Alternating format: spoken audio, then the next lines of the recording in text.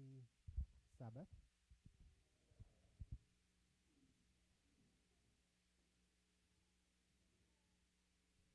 We thank God for this Sabbath day, and I'm personally thankful to God because of this opportunity to stand in front of an audience to present scriptures, to present a scripture meditation. And I'm thankful for Uncle T for such a very beautiful and emotional and touching song. Amen? And I believe all of us, we are thankful to God because of the wonderful week that He gave to us, the 6 days, and today, the 7th day. Amen? So I will not take, I hope not to take too much of your time, because we also have another activity, very important, which is Holy Communion. But before we have the Holy Communion, the Lord has prepared something short, maybe. Hopefully it will be short, that we can meditate upon today, and we can meditate upon during the week. And thank you, my brother, for fixing the clock. I love to see the clock because time regulates behavior. Are we together? Hello? Are there people in here? Yes. Time regulates what? Behavior. So if I am seeing the time, it will show me what I need to what? To do. All right.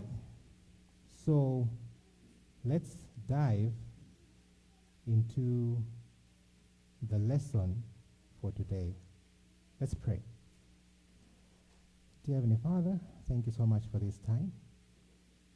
And once again, we pray for your Holy Spirit to be with us as we open your words, as we seek to eat the flesh of the Son of Man and to drink his blood. We pray that you open our eyes and our understanding, and we pray for much baptism of the Spirit upon us at this hour. And we pray for your presence, for your holy angels. We pray for a hedge around this church that the devil cannot penetrate. And be with me. Put your words in my mouth, and may my words be filled with your golden oil of goodness, that the words I speak may give life to whoever is listening. In Jesus' name we pray. Amen. I'm very sure that many of you saw the flyer. The subject that we are going to share this morning is there are two lives. There are how many lives? There are two lives. Now you're going to forgive me that you maybe you've already noticed that I'm asking you for feedback. Are we together? Yeah. Those of you who know me, I think he also mentioned it. I'm not sure. I can't remember. I have taught before for a good maybe 2.5 years at the place where some few elders come from, and that is Lunjika Secondary School. So I love to teach. So it is just in my DNA and in my blood that when I'm delivering anything, it is in the method or it is in the style of teaching. So our subject today, there are two lives. And the opening verse I want us to begin with this afternoon is Genesis chapter 2, as we examine the subject, there are two lives. Genesis chapter 2, and I'll read from verse 7. Genesis chapter 2, I'll read from verse 7. The Bible says, "And the Lord God formed man out of the dust of the ground." Ah, wonderful. I'm glad that it's being projected so all of us can see. "And the Lord God formed man out of the dust of the ground, and breathed into his nostrils the breath of life, and man became a living soul." What's our subject? What's our subject? There are what? Two lives. And now we see in Genesis chapter 2, God breathing life into man for the very first time. This life that was received in Genesis, with which Adam became a living soul, is what we can call the natural life. It's the what? The natural life. Are you following me so far? It's the natural life. There are many people on earth who have natural life. Is that a true or false statement? It's a true statement? Are you sure? Examine that statement. Is it true or false? Others are saying true, others are saying it's false. Is it that there are many people who have natural life, or everybody has natural life? Everybody has natural life. As long as you came to church, as long as you're breathing, you're eating, and you eat food, you drink water, you have what? Natural life. Not many, but everybody. Are you following me so far? Let's go to Ezekiel chapter 37. You forgive me. The pace would be a little bit faster so that we can not take too much time. Ezekiel 37, reading from verse 1. Our subject, there are two lives. Verse 1. Ezekiel chapter 37 and verse 1, the Bible reads, "The hand of the Lord was upon me, and carried me out where? Carried me out where? In the Spirit. Carried me out in the Spirit of the Lord, and set me down in the midst of the valley, which was full of bones." So now we see something. Ezekiel is about to be shown something, not in the natural, but in the what? In the spiritual. So this is very interesting in verse 1, that everything that's happening here is happening in the spiritual. Verse 2, "And he caused me to pass by them round about." He's seeing a valley of dry bones. So he says, "And he caused me to pass by them round about, and behold, there were very many in the open valley, and lo, they were very dry." And now, so Ezekiel is being shown a vision of dry bones. Now, question to the class. Dry bones, are those alive or dead? Those are what? Dead. But we shall see as we go forward how far true that statement is. Hello? Verse 3, "And he said unto me, Son of man, can these bones live?" And notice what Ezekiel says. He says, "And I answered, O Lord God, thou knowest." Sometimes, when God asks you a question, just say, "God, I don't know the answer." You what? You know it. Just humble yourself, right? Verse 4, "And he said unto me, Prophesy unto these bones, and say unto them, O ye dry bones, hear the word of the Lord." Wait a minute. You told me about 1 minute ago that these bones are what? Dead. But in verse 4, the Bible tells us that Ezekiel is told to speak to the bones. Hello? I thought as Adventists we teach that the dead what? The dead what? The dead know what? Nothing. So how is Ezekiel speaking to the bones? Think, eh? Ezekiel is speaking to the bones because the bones are alive, but what? Dead. That would have been the title. Hello? It would have been the title. Alive, but what? But dead. But what is the subject? There are what? Two lives. So these bones, remember in verse 1, we're told that Ezekiel was carried in the what? Spirit. So these bones, this death that is Ezekiel is seeing right here, is a spiritual death. It's in the what? Spirit, not the natural life. As I said, all of us have natural life. Over 7 billion people on the planet, everybody has natural life. But the dry bones that are being talked about here, they are dead because they did not have the other life, which we shall see in the next few verses. And verse 5, it says, "Thus saith the Lord God unto these bones, Behold, I will cause breath to enter into you, and you shall live." This is a very beautiful verse.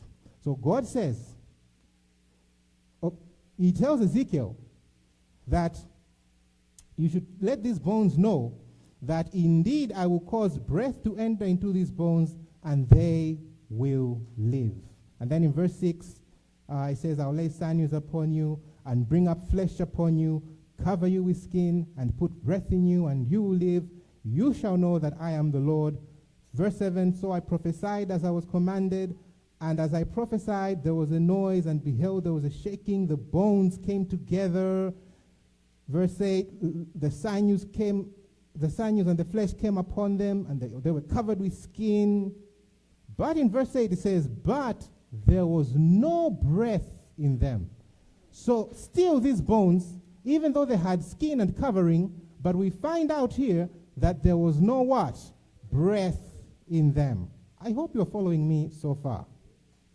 If you're following me, say amen. Thank you so much.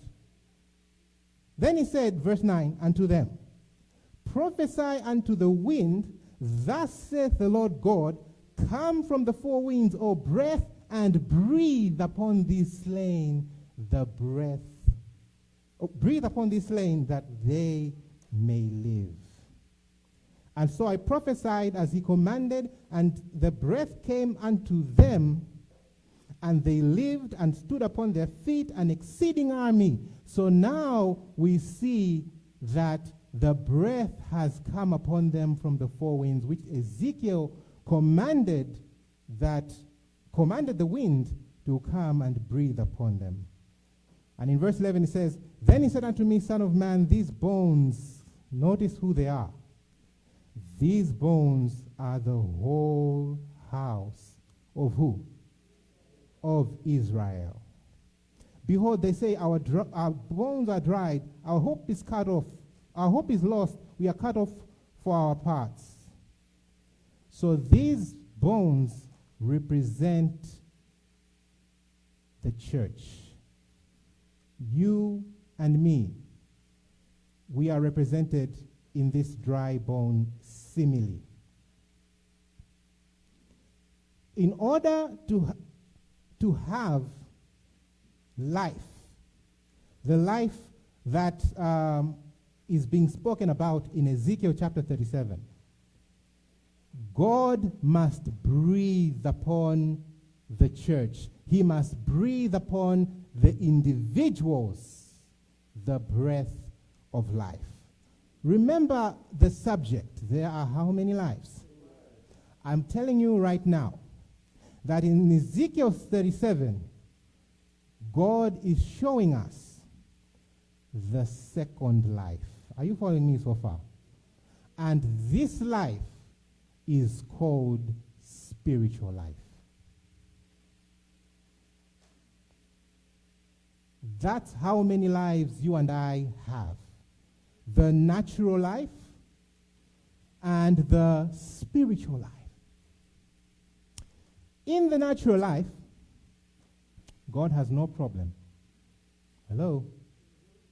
God has no what? Oh, that one we take care of very well. Amen?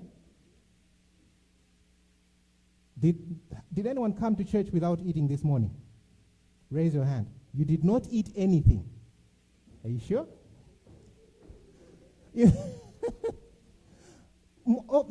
I saw one hand here, I'm not sure. Almost all of us remember to what? To eat. And to what? To drink. That's the natural life. And that life, God has no problem. His main concern, my brothers and sisters, the wounds of a friend are better than the kisses of a what? Of an enemy. The life that God is concerned about the most is the what? The spiritual life. And this is what many of us, and those of us listening online, thank you for joining. What many of us lack is what? Spiritual life. Are you following me so far? That's what many of us are destitute of. And that's what many of us need. That is our greatest need, as we shall see as we are going towards the end. We shall see that many of us, what we really need is the spiritual life, and this is God's number one concern. Let me just finish Ezekiel 37, verse 14. I'll just skip because of my time. Verse 14, it says, and shall put my what? My spirit. So, the breath that is entering into these bones is the Spirit of God. So what people need the most, and that's what I really want you to take home, the number one thing that people need is the Holy Spirit. Hello? That's number one. Chief, principle, numero uno. Number one. Are we together? Let's go to Matthew chapter 6. Matthew chapter 6. The Bible says, verse 31, Jesus says, let me say Jesus, because it was Jesus who spoke these words. If my words are not getting through to you, maybe the words of Jesus can get through to you. Amen? Jesus Christ says, therefore, take no thought, saying, what shall we eat? What shall we drink? Or wherewithal shall we be clothed?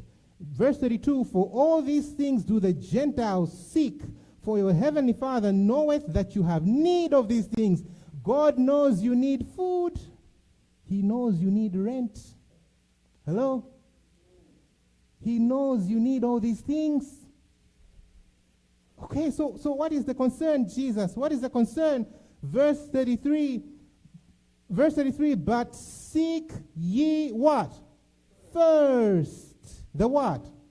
The kingdom of God and his righteousness, and all these things shall be what?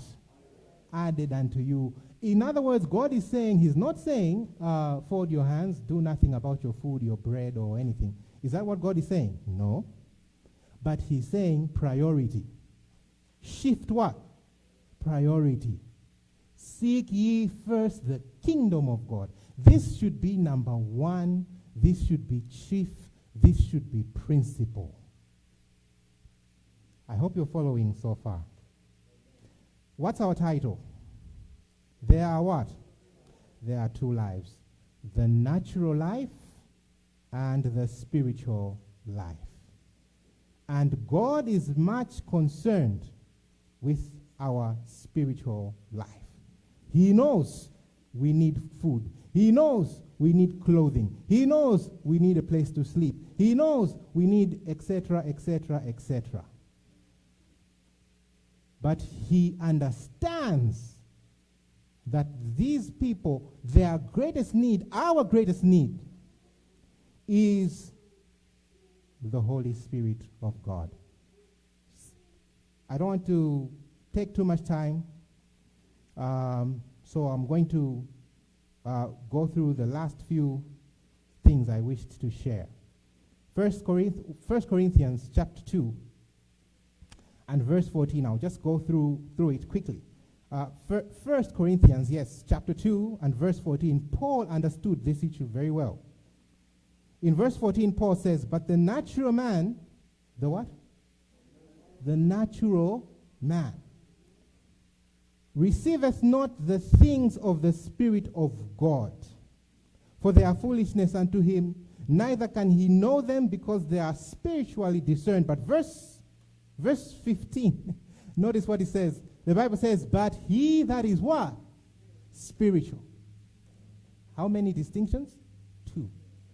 The natural and the what? And the spiritual.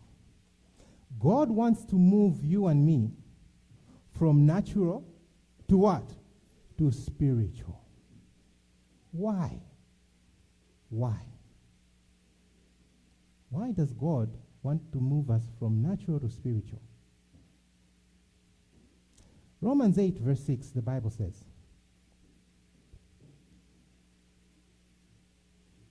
for to be carnally minded, now to be carnal just means you are natural. Are we together? Okay, cool. For to be carnally minded is death. Hello? Is what? It is death. Remember we saw that in Ezekiel 37, right? But to be spiritual minded is life and what? Peace.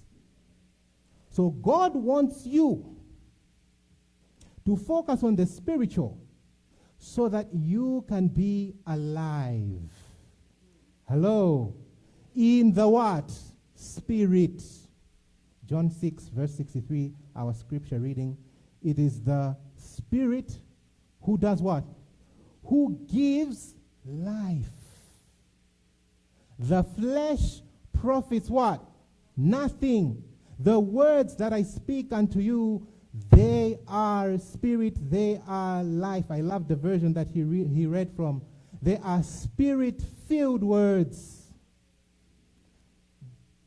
That verse, I just shared it because I wanted you to hear most of the first part mostly, which says it is the Spirit who gives life. You and I, our greatest need is the Holy Spirit, and we need the Holy Spirit. I do not know how much I should say this to get through to people this morning. Amen. That is our greatest need. May the technical team show us slide 1.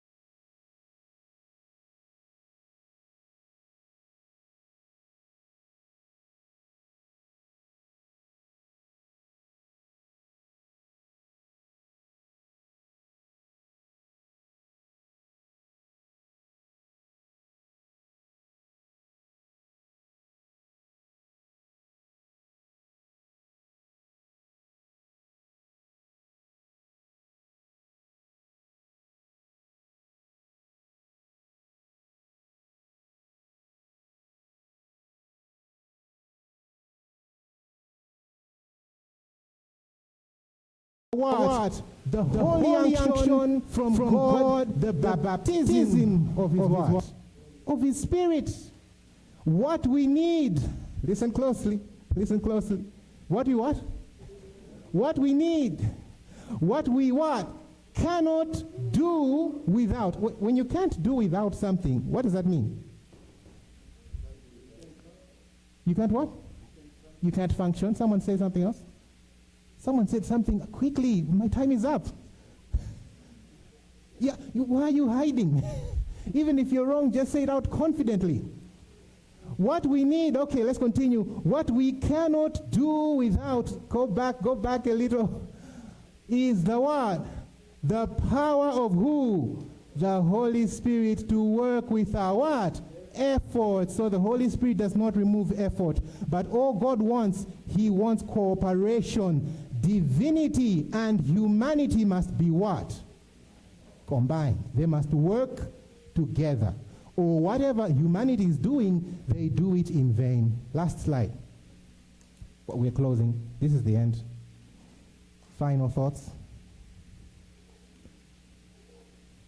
How are we filled with the Holy Spirit? Because this was not a long Bible study, I'm just going to give you the answer straight out. The reason why you and I are destitute, and many, many millions around the world, that's the reason. We must what? We must what?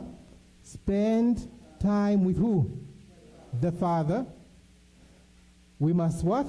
Spend time with who? The Word. And what will happen? You will be filled with who? The third. Amen? It is because we do not spend time with God. Hallelujah. We neglect prayer. Spending time with the Father, that's called what? Prayer. Spending time with the Word, that's called what? Bible study or reading. If we can spend time every morning before the day starts, deeply praying, asking for God, for the Holy Spirit. You know, even children should be asking for the Holy Spirit. Do you know that? I could have read to you, but I don't have the time. Even children should be asking for the Holy Spirit. If we can do this every morning, my brothers and sisters, listen to me. Sunday to what? Saturday. And every day, if we can take 5 or 10 verses, I mean daily. I'm not even kidding. I mean what? Daily. Take 5, 10 verses, 15, 20 verses, read them, meditate upon them, devour them. The result is simple. You will be what? Filled with who? With the Holy Spirit, or the third person of the Godhead. Amen? So my appeal to you, let's learn to spend time with God. Let's not neglect spending time with God. Let's plead for the Holy Spirit that we may have spiritual life. There are 2 lives, the natural and the what? The spiritual. Let's take care of the natural life. That's fine. We do that every day. But let's not neglect the spiritual life by spending time with the Father and spending time with the Word. Notice I'm calling the Word like he's a person, because he is a person. Hello? In Revelation 19, the Bible says Jesus was clothed with a vesture dipped in blood, and his name is called the Word of God.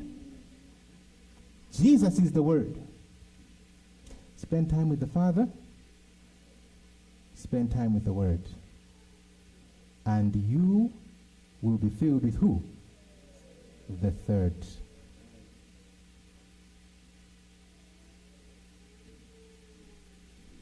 May the good Lord bless you as we begin a brand new week, 6 days, and then we remember to rest on another 7th day. Let's sing a chorus as Uncle T is coming. One chorus. There's a chorus I love in connection to this sharing that I always love to sing. It's in our vernacular. I hope you know it. I hope you have not stayed too much here that you have forgotten it.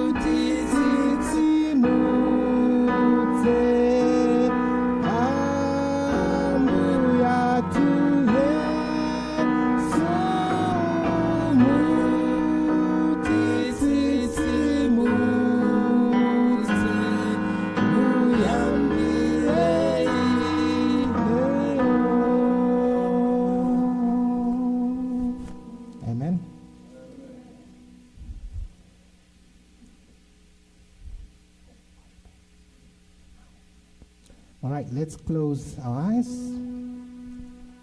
and ask God to give us a revival. Let's pray.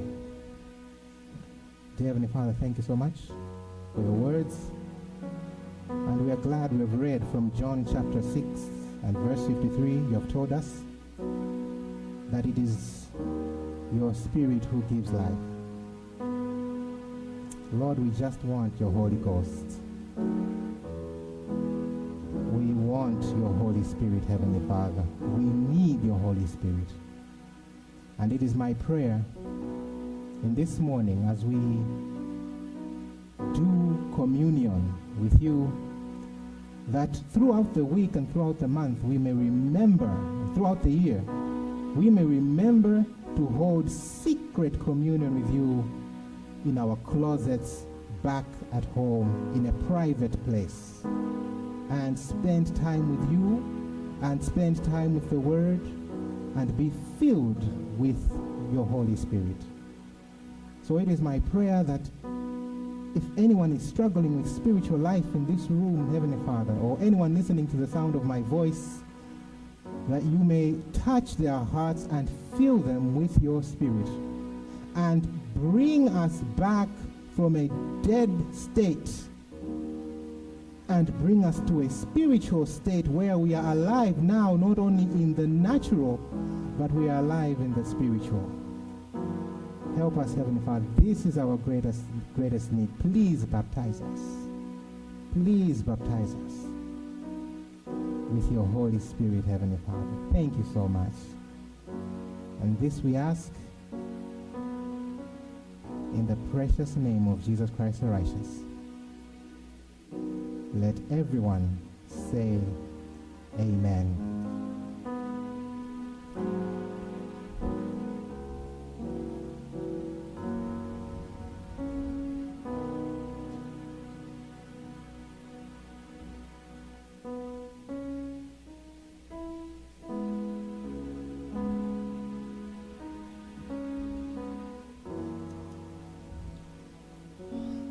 Spend time with the Father, spend time with the Word, and with that we'll be fed with the Holy Spirit. This time around, I'm going to ask Pastor Johnson Nyirenda to come in the front here. Amen. Thank you very much, brother.